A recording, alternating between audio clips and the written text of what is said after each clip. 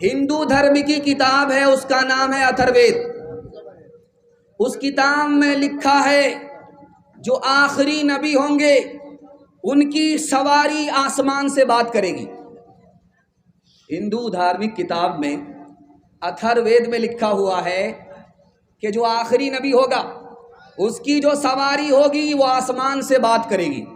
और मुसलमान जानता है कि नबी को मेराज हुई है, 1 मिनट में 40 रात का सफ़र किया है बुराक से। उसका जिक्र अथर्ववेद में है कि उनकी जो सवारी होगी वो आसमान से बात करेगी। दूसरा नमूना लिखा है अथर्ववेद में, घंटों का झगड़ा मिनटों में हल कर देंगे। आपको ये मालूम है हजरे अस्वद रखा जा रहा था तो झगड़ा खड़ा हुआ, कौन रखेगा, मैं रखूंगा तुम नहीं रखोगे, ये झगड़ा चल रहा था।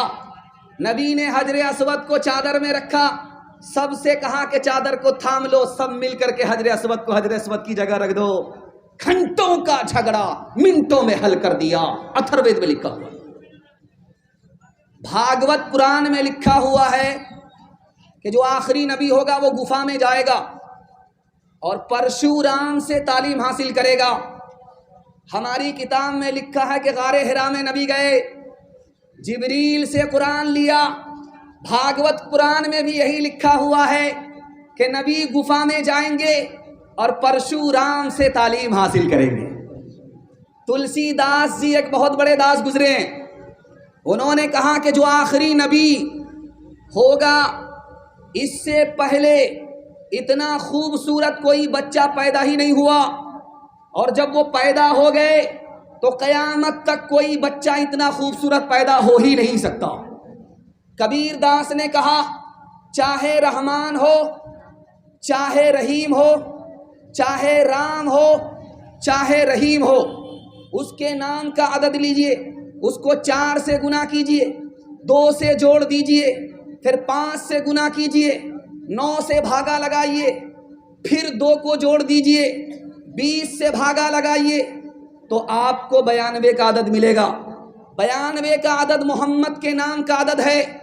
चाहे राम हो चाहे रहीम हो, अल्लाह ने मोहम्मद को हिंदू मुसलमान दोनों के नाम में छुपा दिया है। ये आपने देखा होगा लाल किला, इसमें जनरेटर की लाइट नहीं होती थी, उसमें किरासन तेल डाला जाता था तो डिबिया जलता था।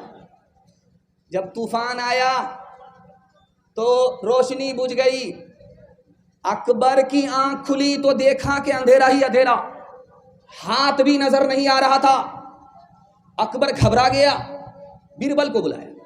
बीरबल ने कहा कि हुजूर क्यों घबरा रहे हो? कहा कि मैं जब सोया था तो रोशनी थी और सो करके जो उठा अंधेरा ही अंधेरा था, मुझे अंधेरा देख करके कब्र का अंधेरा याद आ गया, इसलिए घबरा रहा हूं।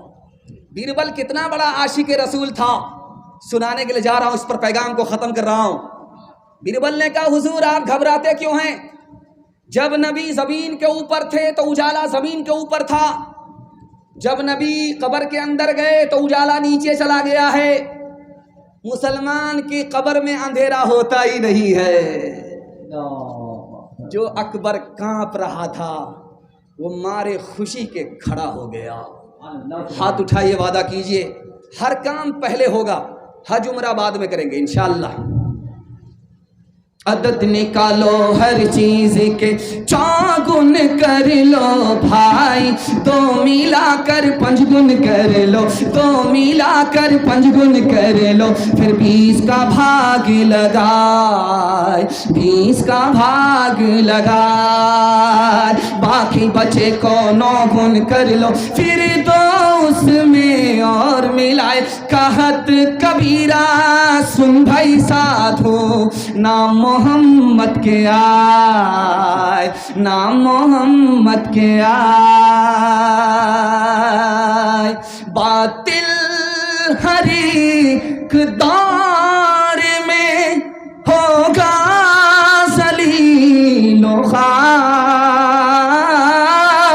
बातिल हर एक दौर में होगा ज़लील खार कायम सदा रहेगी शरीयत रसूल की। अल्लाह खुद ही करता है मिदहत रसूल की। दूसरा पैगाम सुन्नत के हवाले से आपकी खिदमत में लेकर के आ रहा हूँ। आप तो इस तरह मुझको देख रहे हैं, लग रहा कि पहली मर्तबा देख रहे हैं, और इतना घूर घूर कर देखेंगे तो हमको नज़र लग जाएगी, और आपकी नज़र से बचने के लिए हम काला कपड़ा पहन करके आए। हम भी आपसे बड़े जादूगर हैं। तीसरा पैगाम आपकी खिदमत में सुन्नत के हवाले से सुनाने के लिए जा रहा हूँ। बहुत ध्यान से सुनिएगा, तेजी के साथ निकल जाएगा। इस हिंदुस्तान में 3 समाज तरक्की कर रहा है, उसमें मुसलमान नहीं। 3 समाज को तरक्की हो रही है, उसमें मुसलमान नहीं है। पहला समाज मरवाड़ी समाज, तरक्की के आसमान को छू रहा।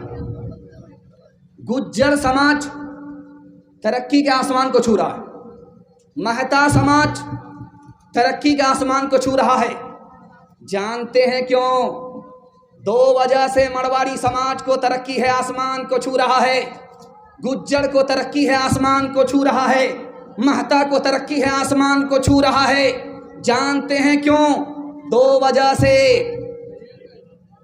जब मरवाड़ी के यहाँ झगड़ा होगा, वो अदालत में नहीं जाएगा, वो समाज में घर में बैठ करके हल कर लिया जाता है। अदालत में इसलिए नहीं ले जाते कि पैसा अलग बर्बाद होगा, वक्त अलग बर्बाद होगा। पैसा तो वापिस आ जाएगा, लेकिन जो वक्त चला गया वो कभी वापिस नहीं आएगा।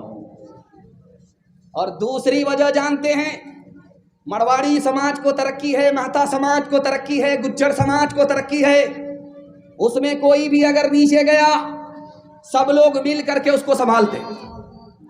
उसमें 1 मर्तबा कोई नीचे जाएगा, 100 मर्तबा संभालेंगे, उसको अपने हाल पर नहीं छोड़ेंगे, उसकी मदद करते रहेंगे। इसलिए उनको तरक्की है, आसमान को छू रहे हैं। और मुसलमानों का झगड़ा घर में हल होता ही नहीं है, सीधा अदालत में जाता है। एक जिला में डोरी एक्ट का मुकदमा मुसलमानों का कितना है? 34 हजार सिर्फ डोरी एक्ट मुकदमा है। इस घर को आग लग गई घर के चराग से। मरवाड़ी समाज, महता समाज, गुज्जर समाज सबको लेकर के चल रहा है, सबकी मदद करके चल रहा है, सबको एक साथ तरक्की है। आप वकील से जाकर के डिस्ट्रिक्ट कोर्ट में पूछ लीजिए, मरवाड़ी समाज का मुकदमा आता है तो वो डायरेक्ट बोलेगा नहीं आता है, झगड़ा जरूर होता है, घर में बैठ करके वो हल कर लेते हैं, अदालत में लेकर के नहीं आते। और मुसलमानों का हाल ये है कि ये बगल में फूस वाला है, दूसरा मुसलमान पक्के का मकान बनाया, अब इस फूस वाले को खुजली शुरू होगी, इसको नींद आ ही नहीं रही है, दूसरे के सुख से परेशान है।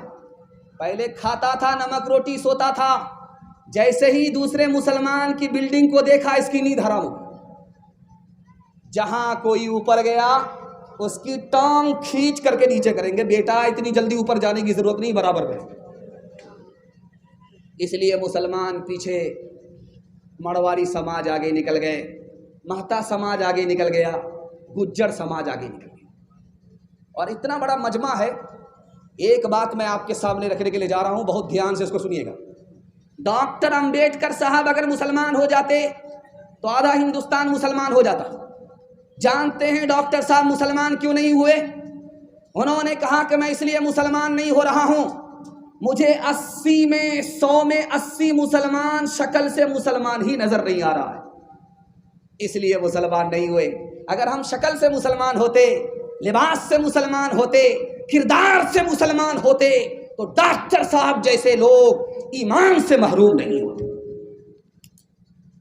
आपको मैं चैलेंज दे रहा हूं, ये मीरगंज है, मीरगंज से आप सीधा पंजाब चले जाइए, पंजाब तक किसी सरदार को, सिख को आप भीख मांगते हुए नहीं दिखा सकते। दिखाइए यहां से लेकर के वहां तक। और आजकल क्या हो रहा है कि बूढ़ा आदमी है, उसको पट्टी बांध दिया है, बूढ़ा बाप को टेम्पू में बैठा दिया, और ये जो माइक है ना, इससे बेहतर माइक लगा करके ऐलान करके भीख मांगता।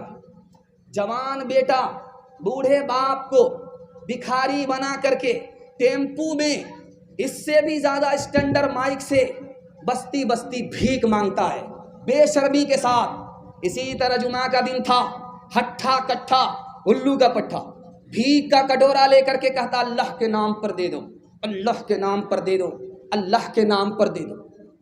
एक आदमी बोला कि भीख मांग रहे हो या फुटबॉल खेल रहे हो? शर्म नहीं आती?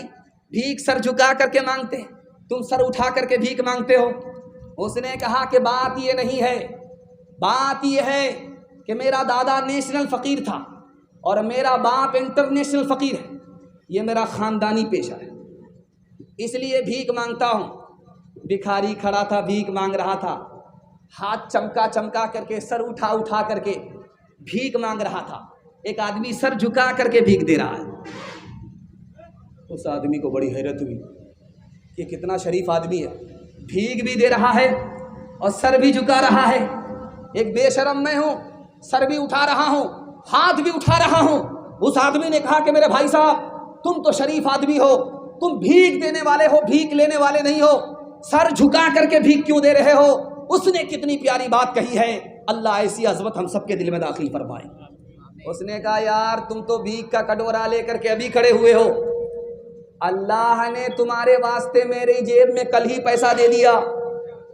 मेरा रास्ता रंगपुरा की तरफ निकल रहा था, मुझको बीरगंज की तरफ भेज दिया। असल तो मैंने उसका दिया हुआ पैसा दिया है, काम तो उसने बनाया, मुफ्त में मेरा नाम हो रहा था, इसलिए मैंने सर उठा करके भीख नहीं दिया, सर झुका करके भीख दिया है। अल्लाह। शर्म न हमको आस की देख अपने आमाल, शर्म न हमको आ सकी देख अपने आमाल। कभी तो इतना सोचता, कभी तो इतना सोचता, काहे हुआ ज़वाल, काहे हुआ ज़वाल। अल्लाह और रसूल पर है जिसका ईमान, अपने मन की सब करे, अपने मन की सब करे, वो कैसा इंसान, वो कैसा इंसान। गैरों के जैसी है सूरत तुम्हारी, तुम हो मुसलमान नरिया के नारी, तुम हो मुसलमान नरिया के नारी। खतरे में है तेरे, खतरे में है तेरे मजहब की शान। हरे मुसलमान, हरे मुसलमान, हरे मुसलमान, हरे मुसलमान। फिल्मी चलन से तुम्हें दोस्ती है, कौले मोहम्मद से क्यों दुश्मनी है। कासिर खुदा का, कासिर खुदा का यह है इम्तिहान। हरे मुसलमान, हरे मुसलमान। हाथ उठाइए, वादा कीजिए नबी की सुन्नत को ढूंढ ढूंढ करके जिंदा करेंगे इंशाअल्लाह। बीवी से पूछ करके दाढ़ी रखेंगे, हाथ उठाइए इंशाअल्लाह। बड़ा मुश्किल काम है। तीसरा पैगाम आपकी खिदमत पर रखने के लिए जा रहा हूँ। बड़ा अच्छा जलसा है, माइक भी अब काम करने लगा है। बूढ़ा माइक और जवान मुकर्रिर, इसको भी बाप से भेंट हो रही है, लेकिन ये काम कर रहा है। अल्लाह जज़ाए खैर दे। तीसरा पैगाम आपकी खिदमत पर रखने के लिए जा रहा हूँ। अगर मुझे कुछ भी टाइम नहीं मिलता, सिर्फ 3 मिनट का टाइम मिलता, वो सुनेंगे 2025 में। 3 मिनट के लिए अगर मुझे टाइम मिलता तो जो पैगाम मैं सुनाने के लिए जा रहा हूं वो सुना रहा हूं।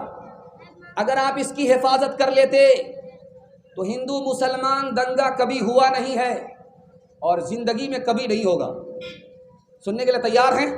एक बार हाथ उठाइए इंशाअल्लाह। दिल मिले या ना मिले, हाथ मिलाएंगे, हाथ उठाइए इंशाअल्लाह। तब तो बड़ा मुश्किल है, तब तो फिर बहुत मुश्किल। आप कन्या के भी मामू हैं, दूल्हा के भी मामू, दोनों तरफ से आप दोनों बन करके आए। ध्यान से सुनिएगा, ज्यादा अगर दायां बायां कीजिएगा जनाजा ही पढ़ा दूंगा। ध्यान से तेजी के साथ निकल जाएगा।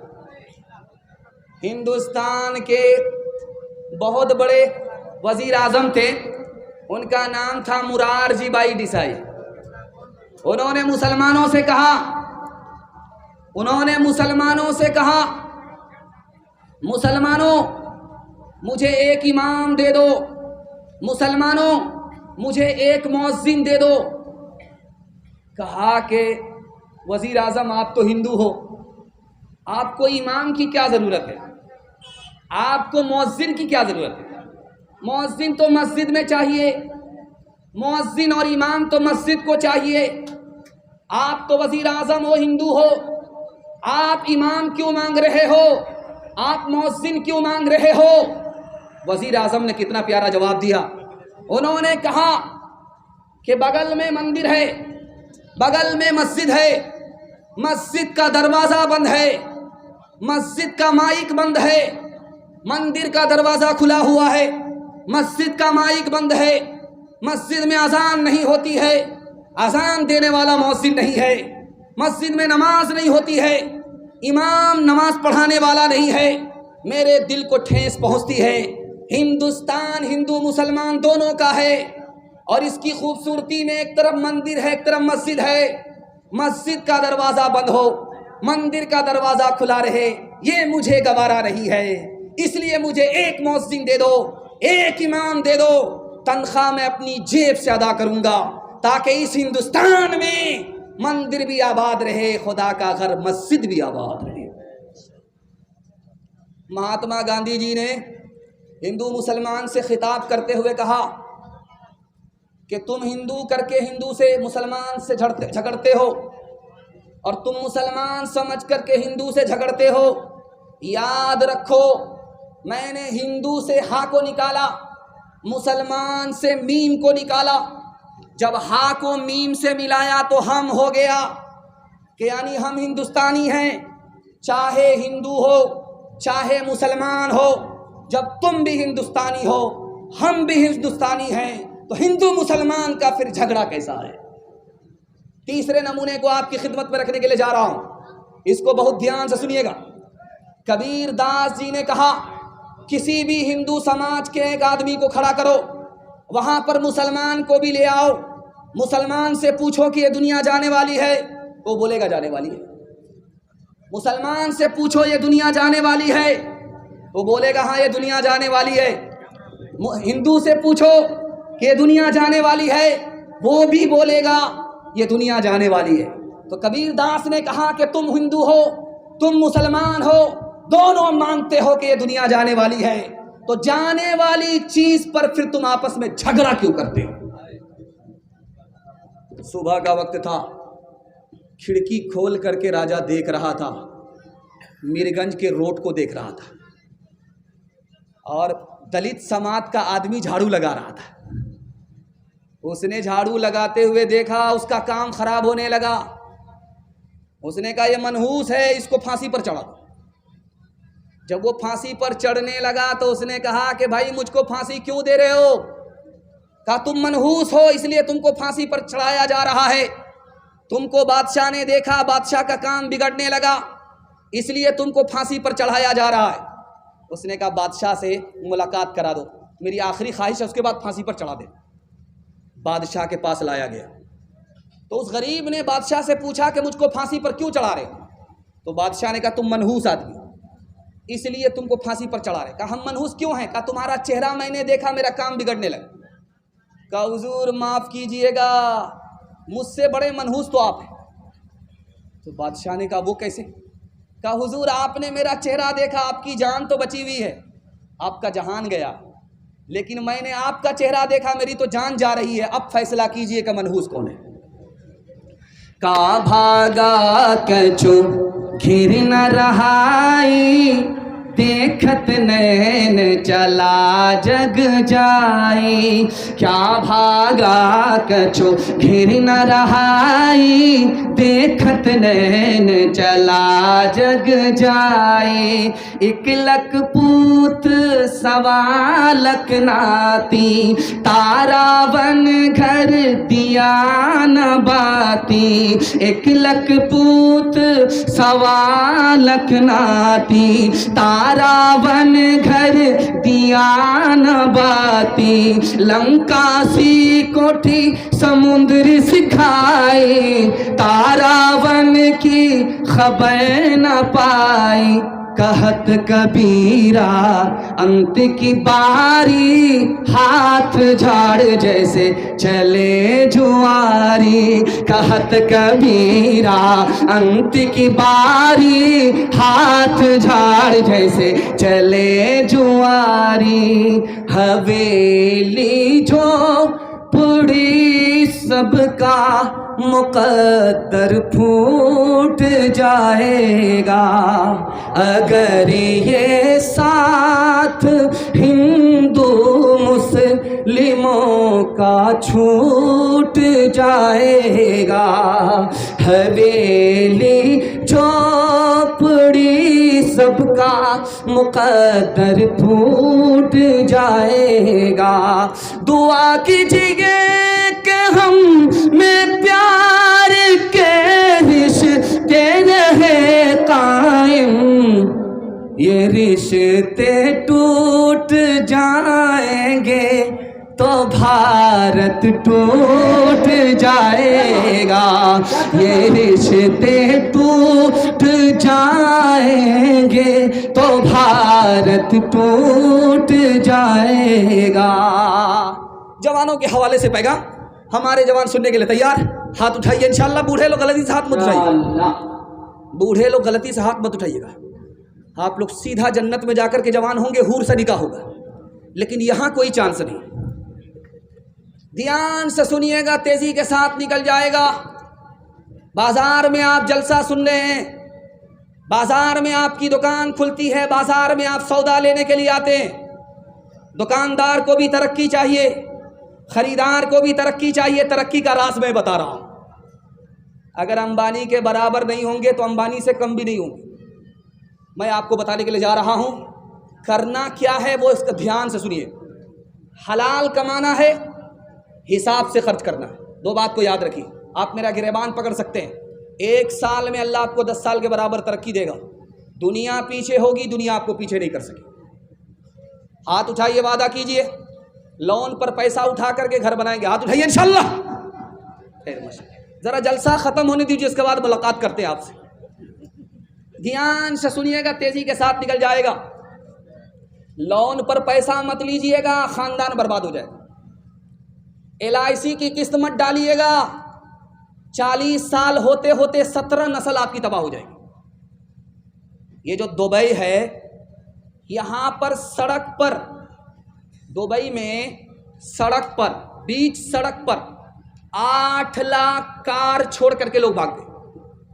8 लाख कार, एक कार नहीं, 1000 कार नहीं, 1 लाख नहीं, 8 लाख कार दुबई में लोग सड़क पर छोड़ करके भाग गए। क्यों? किस्तें डालने के लिए पैसा नहीं था और कंपनी खून चूस रही थी। सोचा कि जान है तो जहान है, कार छोड़ करके ही भाग गए। आपका तो बिहार है, हर तरफ से कंगाल है। हम लोग को सैलाब अलग तबाह करता है, तूफान अलग बर्बाद करता है। आप जाइए जहां पैसा छपता है, बेंगलोर, 1 महीने में 3 लाख लोग भाग गए। किराया का मकान छोड़ करके भाग गए। LIC पर पैसा डाला था, लोन पर पैसा उठाया था, वो लोग दूहते रहे ढेनू गाय की तरह, और यहां दूध खत्म हो गया, खून निकलने लगा। अब सोचा कि खून के आंसू क्या रोएंगे। 1 महीने में 3 लाख लोग लोन की वजह से, सूद की वजह से बेंगलोर जैसे शहर को छोड़ करके भाग गए। अमेरिका से बड़ा सुपर पावर कोई है? लेकिन आज अमेरिका का दिवालिया निकल गया, चाइना आगे चला गया, अमेरिका पीछे हो गया। जानते हैं क्यों? चाइना तिजारत करता था, कारोबार करता था, और अमेरिका सूद पर पैसा दिया करता था, सूद खाता था। सूद खाने और कमाने के नतीजे में 74 साल में अमेरिका बर्बाद हो गया, आसमान की बुलंदी से जमीन की पस्ती पर आ गया, और चाइना जमीन की पस्ती से आसमान की बुलंदी पर चला गया। आप बैंक में जब जाइएगा तो वहां बोर्ड पर लिखा हुआ रहता है 48 महीना सिंगल जमा कीजिए, डबल देंगे। तो दाढ़ी टोपी रख करके झोला में पैसा लेकर के जा रहे हैं, कुछ करना धरना ना पड़े, चट मंगनी पडबिया गए, बोरा में पैसा लेकर के गए, 10 लाख रुपया जमा करते रहे 48 महीने। सोचा कि झोले में पैसा जमा किया है, बोरे में पैसा लेकर के। जब 48 महीने पूरे हो गए तो अब गए मोच पर ताव दे करके पैसा लेने के लिए। तो देखा कि मैनेजर भी गायब, ऑफिस भी गायब, पतलून के चक्कर में लंगोटी भी चली गई, डबल के चक्कर में सिंगल से भी हाथ धो बैठे। हाथ उठाइए, वादा कीजिए, लूट करके लाएंगे, कूट करके खाएंगे, हाथ उठाइए इंशाल्लाह। खैर माशाल्लाह, ये लोग पटना जाने वाले नहीं है, सीधा रांची जाएंगे। तो बदियाला दे बैल भरे जो पूरब पश्चिम जाएगा, या सूद बढ़ा कर लाएगा या टोटा घाटा पाएगा, या सूद बढ़ा कर लाएगा या टोटा घाटा पाएगा। कज़ाक अजल का रस्ते में, कज़ाक अजल का रस्ते में जब भाला मार गिराएगा, धन दौलत नाती पोता क्या एक कुंभा काम न आएगा। सब ठाट पड़ा रह जाएगा जब ला चलेगा बंजारा। ये दुनिया दो रंगी है, ये दुनिया दो रंगी है, ये दुनिया दो रंगी है, ये दुनिया दो रंगी है। एक तरफ अंधी दौलत की पागल ऐश परस्ती, एक तरफ जिस्मों की कीमत रोटी से भी सस्ती। एक तरफ है सोना गाछी, एक तरफ है सोना गाछी, एक तरफ चौरंगी है। ये दुनिया दो रंगी है, ये दुनिया दो रंगी है। आधा से ज्यादा जलसा निकल गया। मुझे उम्मीद नहीं थी कि 12 बज जाने के बाद आप लोग इतना ताज़ा दम जलसे को सुनेंगे। मैं दुआ करता हूँ आपके जवान बेटों के लिए, अल्लाह इनको नौकरी अता फरमाए, जायज़ रोज़गार अता फरमाए। हाथ उठाइए, वादा कीजिए इंशाअल्लाह हलाल कमाएंगे, हिसाब से खर्च करेंगे। हाथ उठाइए इंशाअल्लाह। दूसरे को देख कर दिखा करके वलीमा करेंगे। हाथ उठाइए इंशाअल्लाह। खैर माशाअल्लाह। डिस्क ब्रेक मारने वाले इस मजमा में ज़्यादा लोग हो गए। मैं जिस बेदारी के लिए गल्ला फाड़ रहा था, माशाअल्लाह मजमा उतना बेदार हो चुका है। शराब के हवाले से पैगाम है, सुनने के लिए तैयार हैं? हाथ उठाइए इंशाअल्लाह। मुहर्रम में मगर अमल नहीं करेंगे, हाथ उठाइए इंशाअल्लाह। मुहर्रम में अमल नहीं करेंगे। ध्यान से सुनिएगा, तेजी के साथ निकल जाएगा। 1956 ईस्वी की रिपोर्ट है। फ्रांस ने बताया मुहर्रम में जो जवान दारू पीता है, जनवरी के जश्न में जो जवान दारू पीता है, दारू पीने की वजह से पहले बीमार पड़ता है, फिर बाद में उसको कैंसर लगने की वजह से मर जाता है। एक साल में 2000 जवान दारू से बीमार होकर के मर जाते हैं। 1977 ईस्वी की रिपोर्ट है अमेरिका की। 3 करोड़ 87 लाख लोग एक साल में बीमार होते हैं। बुखार की वजह से कम बीमार पड़ते हैं, करोड़ों लोग दारू पीने की वजह से बीमार पड़ते हैं। 80% जवान दारू पीने के बाद मैदान हारता है, और जब होश आता है तो खुदकुशी कर लेता है, ट्रेन की पटरी से कट करके मर जाता है, फांसी के फंदे से लटक जाता है। और पागल होने वाले जवान की तादाद दारू पीने की वजह से 75% है। दारू से पहले माला माल था, दारू पीने के बाद कंगाल हो गया 79% जवान। जेल गया नहीं था, दारू पीने की नतीजे में चोरी किया, चमारी किया, जेल गया। 74% जवान दारू पीने की वजह से जेल जाता है। एक मिसाल आपके सामने रखने के लिए जा रहा हूं। ये मार्केट है, यहां पर मुर्गी का गोश्त खरीदने के लिए लोग आते। आप जुमेरात के दिन और इतवार के दिन इसी मीरगंज में आइए, मुर्गी का गोश्त खरीदिए, सिर्फ 2 बोटी, 2 बोटी खरीद करके ले जाइए। ये पानी की बोतल है, पकड़ाइए हाथ में, ये पानी की बोतल है। जो गोश्त की बोटी आपने मीरगंज में खरीदा, पानी की एक बोतल में उस बोटी को डाल दीजिए, 3 दिन के लिए छोड़ दीजिए। और शराब की एक बोतल खरीद करके लीजिए, और दूसरी बोटी जो गोश्त की है, गोश्त का जो टुकड़ा है, वो शराब की बोतल में डालिए और 3 दिन के लिए छोड़ दीजिए।